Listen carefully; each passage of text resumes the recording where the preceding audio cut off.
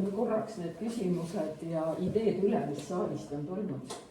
Et päris palju küsimusi on, täname.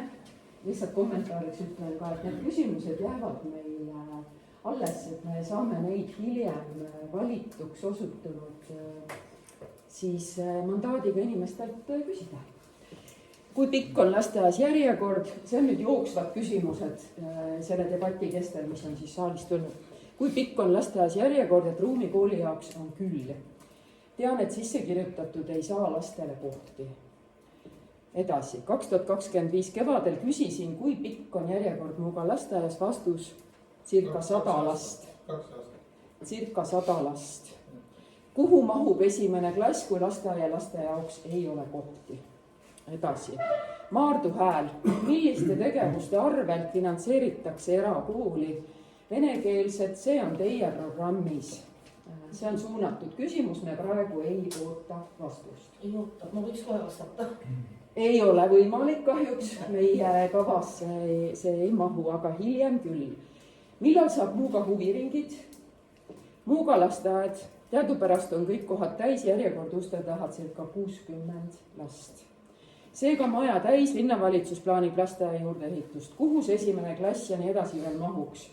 Siin vahetame järgmise. On panus trüki.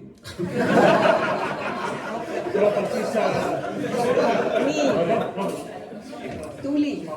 Nii, kuidas lahendatakse probleem tühjade ja või hoolitsemata kruntidega? Ma avan selle välja, mis nüüd siit saalist on tulnud. See on teile. Kuidas ja kas ja kuidas koostöös piirnevate KOV-idega? Näiteks üheskoos põhiste probleemide lahendusi edasi. Kuidas või milline plaan on saada tagasi mujale sisse kirjutatud muugakad?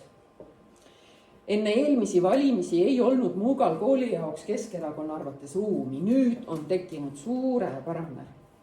Millal tehakse Muugal infrastruktuur korda? Kallaveres on tehtud tänavu teed korda, mitte lihtsalt pindamine või remont, kuid Muuga teed, kas on kapitaalselt lagunenud või pole neid korralikult veel ehitatudki, sulgudes asfalteerimata. Samaga hea korraga. Kallaveres pööratakse tähelepanu, Muugal heal juhul suvel paar korda niidetakse.